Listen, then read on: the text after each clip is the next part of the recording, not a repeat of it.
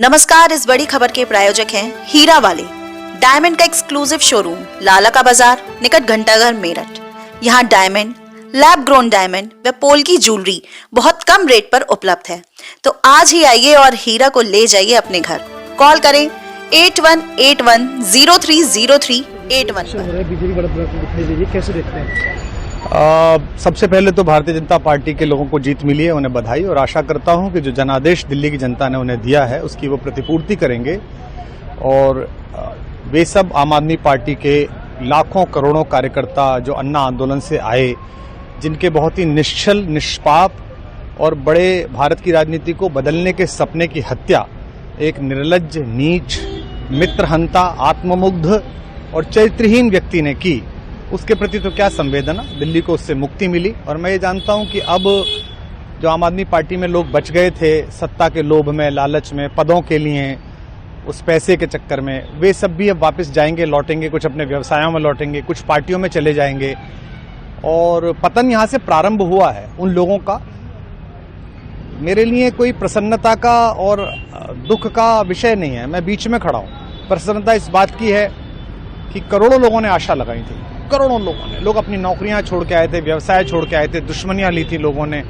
उन सब की हत्या एक आत्ममुग्ध आदमी ने, एक चरित्रहीन आदमी ने अपनी निजी महत्वाकांक्षाओं की पूर्ति के लिए की। उसको दंड मिला, ईश्वरीय विधान से दंड मिला।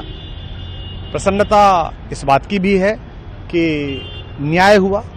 आज जब कहना नहीं चाहिए, लेकिन आज टीवी पर जब जंगपुरा का निर्णय आया और सामने दिखाई दिया कि मनीष हार गया, तो सदा तटस्थ रहने वाली और राजनीति से विरत रहने वाली मेरी पत्नी जो है, उसकी आंख में आंसू आ गए, वो रोने लगी।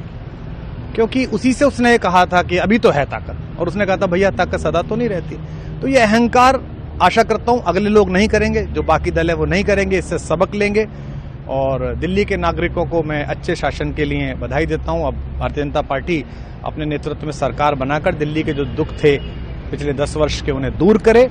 और आम आदमी पार्टी के समस्त कार्यकर्ताओं को कहता हूं कि आपने जिस किसी भी लोभ लालच में, सब कुछ जानते हुए एक ऐसे व्यक्ति के समर्थन में काम किया जिसने अपने मित्रों की पीठ में झुरा घोंपा, गुरु को धोखा दिया, अपने साथ कंधे से कंधा मिला के लड़ने वाली महिलाओं को अपने घर लाके पिटवाया, अपनी निजी सुख और साधन के लिए जनता का पैसा खर्च किया, अब उससे आशा लगानी छोड़ें।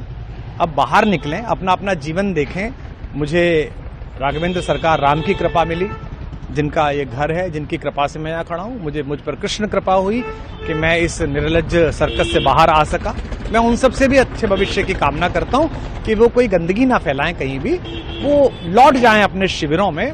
जिस तरह माधव को, कृष्ण को दूत देखकर भी भरी सभा में अट्टहास करने वाला दुर्योधन जो ये कहता था सुचिग्रम नैव दास्यामि बिना युद्धे न केशवः, बिना युद्ध के 5 गांव भी नहीं दूंगा, आज वो अपनी सीटों के लिए तरस रहा है। और मुझे पता है कि इस दुर्योधन का अंत भी टूटी हुई जंघा के साथ बड़ा ही दारुण होगा। और भारतीय राजनीति एक कलंकित अध्याय के रूप में इस बौने दुर्योधन को और इसके दरबार के तमाम शकुनियों को याद करेगी। मैं उनकी मुक्ति की कामना करता हूं कि ईश्वर उन्हें इस दुख से बाहर निकाले, और समस्त लोगों को बधाई देता हूं कि चलिए अंततः न्याय हुआ। सर, बात करें दिल्ली के चुनाव या यूपी के उपचुनाव मिल्कीपुर को लेकर, चुनाव आयोग पर तमाम तरह के आरोप लगाए जा रहे हैं। अखिलेश यादव जी ने कल कहा कि वहाँ उपचुनाव में मिल्कीपुर, ये राजनीतिक विषय है, इस पर मैं राजनीतिक कार्यकर्ता नहीं हूं, तो इस पर मेरी टिप्पणी शोभनीय नहीं है। वो आपस में सब जाने।